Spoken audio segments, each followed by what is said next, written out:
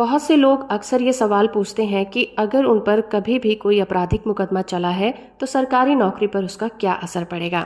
आज का ये वीडियो कुछ इसी टॉपिक से रिलेटेड है।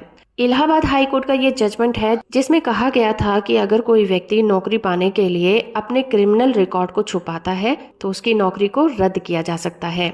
अगर कोई व्यक्ति गवर्नमेंट जॉब के लिए अप्लाई करता है और उस पर कोई भी आपराधिक मुकदमा कभी भी चला है, उसकी डिटेल को वो छुपाता है तो पता चलने पर उसकी गवर्नमेंट जॉब को वापस लिया जा सकता है। इलाहाबाद हाई कोर्ट ने उत्तर प्रदेश पुलिस में कांस्टेबल की पोस्ट पर नियुक्त किए गए एक व्यक्ति की अपॉइंटमेंट को रद्द कर दिया है।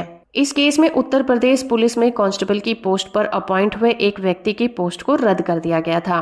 उसी से नाराज होकर याचिकाकर्ता इलाहाबाद हाई कोर्ट पहुंचा था, लेकिन इलाहाबाद हाई कोर्ट ने भी उसकी याचिका को खारिज कर दिया और कहा कि उसने अपनी पर्सनल डिटेल को गवर्नमेंट से छुपाया है, जिसके लिए उसने फर्जी डॉक्यूमेंट भी पेश किए थे।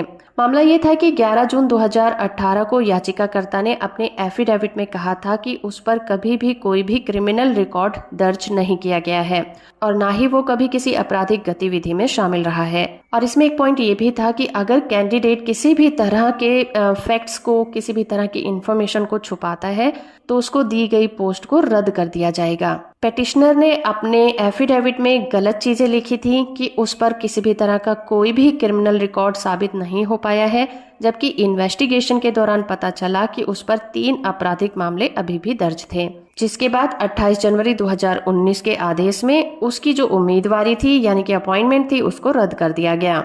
यहाँ पर पिटिशनर के ऊपर जो 3 मामले पेंडिंग थे उनमें से एक मामले में वो बरी हो चुका था, दूसरे मामले की जांच अभी खत्म हुई थी और तीसरे मामले में आपसी समझौता हो चुका है।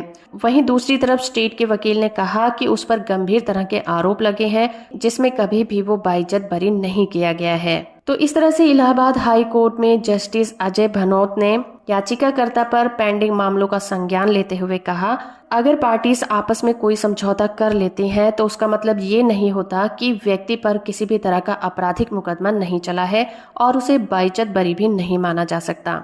ऑनरेबल हाई कोर्ट ने अपना आदेश सुनाते हुए कहा कि उम्मीदवार पुलिस महकमे के लिए सही व्यक्ति नहीं है, इसलिए उसकी अपॉइंटमेंट को रद्द किया जाता है। तो दोस्तों, जिनका ये सवाल है कि जिन पर कभी भी कोई आपराधिक मुकदमा चला है क्या वो गवर्नमेंट जॉब के लिए अप्लाई कर सकते हैं, तो इसका जवाब यही है कि अगर उनके ऊपर कभी भी कोई आपराधिक मुकदमा चला है जिसमें वो बाइज्जत बरी हो चुके हैं और वो अपराध उन पर साबित नहीं हुआ है तो वो उसके लिए अप्लाई कर सकते हैं। शर्त ये है कि नौकरी के लिए जो रिक्वायरमेंट है उसको फुलफिल करना जरूरी है।